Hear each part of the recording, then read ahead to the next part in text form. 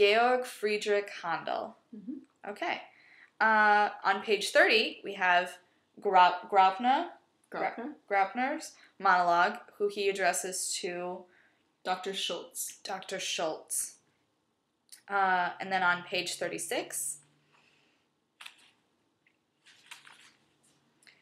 we have Lenksline, where he is mentioning, the line is, Kaufmann, there is a tavern across from the Badenkirche in Merseburg. Mm-hmm. Badenkirche Baden means bath, and Kirche means church, so it would mean like church of the baptism. Church of the baptism, or something along those lines. Mm-hmm. Mm-hmm. And then on page 38, we have Steindorf's line, where this is in his scene with Lenk, mm-hmm. and he says, do you refer to... Katharina Kirchendahle. Katharina Kirchendahle. Mm-hmm. Okay, and then actually at the top of that page, we have the units of money that Lenk owes Steindorf's father. And so that is 430 florins, 18 groschen, and 9 Pfennig. Pfennig. The G is a little bit softer. Okay. Mm-hmm. Pfennig. Mm-hmm. On page 39, we have Fräulein Kirchendahle. Yeah. Fräulein Kirchendahle. Fräulein Kirchendahle, that's in Steindorf's line. And later on in that line, he identifies Lenk's nursemaid personality, which is Bodenschatz. And what is that? You said it has a literal meaning of... If you translate it very literally, it means like the treasure of the floor. Anyway, but it's like something of extreme value, extreme treasure, extreme worth. Okay. If we go to page 41, we have Schultz's line where he's going through the composers and the dances of Germany. So we'll start right there. Oh, yes. So the masters of the last century are Tundert, Carol, Hammerschmidt, Scheidt, Schein, Schutz. And then in the next line they say Gesundheit. Yeah. Which is what you say when someone sneezes. In Germany as well. On page 44, Fausch has a line, since we tested the Liebfrau Kirche. And that's a church, Kirche. So what does that mean? Liebfrau Kirche would be like the Church of Our Lady, or the Church of Our Beloved Lady. Liebfrau Kirche. Mm-hmm. Organ together in Sangerhausen. So is it more of a Z? Not quite. So Sangerhausen. Yeah. Sangerhausen. Mm-hmm. Okay. Then if we go to Act 2 on page 61, we have, this is when we start talking about Johann Sebastian Bach. It's a softer sound, right, with the Bach, not mm-hmm. Bach, the way that we would say it. Right. He's from a town called Köthen. Mm-hmm. This is Kaufmann's line on page 61. So Köthen. So kind of like curtain, but obviously not. Right. Yeah. Köthen. Like if you say curtain, but you remove the R, kind of like that. Köthen. Yeah. So if we go to page 63, this is where Lenk's line, he's talking about his cousin who is a follower of Leibniz. Mm-hmm. Okay. Then on page 95,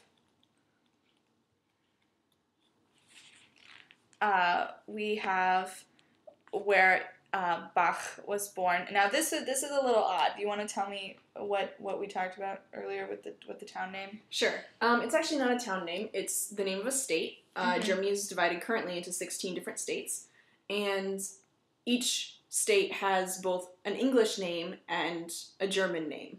So, and it's the same with many cities in Germany. For example, we know it as Munich, and in German it's München. So, in this case, the text uses the English name for the German state, which would be Thuringia. This is Kaufmann's line. This is Kaufmann's at the bottom of page 95. So, born in Thuringia, 1685. But the German name for the state is actually Thüringen. Thüringen. So we've decided, for the sake of this video, to go with the German title. If need be, if we decide to go back, we have that. But one more time, it's Thüringen. Thüringen. Mm-hmm. Okay. Or Thuringia. On that same page, in that same line, Bach was a Concertmeister. Concertmeister, so master of concerts. Yeah. And then on page 96, in that same monologue, he talked upon the death of Weimar's Kapellmeister. Mm-hmm. Okay. And then on page 98, these are in the final addresses of each composer. Steindorf's letter is from the town of Quedlinburg. Yeah. That can be a little tough. So let's break that one down into syllables, because I know it took me a long time. It's kind of a QV combination at the beginning, which is what makes life a little difficult. So it's Quedlinburg.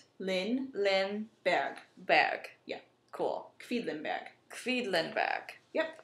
And then in Kaufmann's letter, he talks about that his son appears to be partly Chinese, and the son's name is Andreas. Yeah. Okay. So before, we also have some just general rules of thumb about German pronunciation. So maybe if you could take us through that. We've already mentioned the majority of them. Right. But just so we have them in list format. Right. So if you happen to see E's and I's together, it's very common in German, especially in things like the title of the play, Bach at Leipzig. So if you see an E-I, you pronounce the I. If you see I-E, you pronounce the E. It's the final vowel Pronounce in a the final vowel sound. So Leipzig is spelled L-E-I, so it would be Leipzig versus Leipzig. Mm-hmm. The Z is pronounced with a TS sort of sound. So Leipzig, or Zerbst, or Zwickau. Yeah. The G at the end of words is a little bit softer. It's a little bit more in your throat than we would necessarily say it. So Leipzig. There is no TH sound. So Balthazar instead of Balthazar, or however else you feel compelled to say it. And the W's are pronounced as a V. So Zwickau. Would be pronounced as a V. And the E's at the ends of words are always pronounced. There are no silent E's. There are no silent E's in German. So, for example, Catherine's last name is Kirkendahle. Yeah, Dahle. Instead of Kirkendale, as we would say. There are no silent E's at the ends of words. Okay. Well, thank you, Katie, very much. That's all the pronunciations we have. If anybody has questions, they can always ask me. I'm sure Katie would be more than happy to be available as a reference point. I'll be around. So I hope this was helpful. This is Pronunciations at Bach at Leipzig. Thanks, Katie. Thanks, Shani.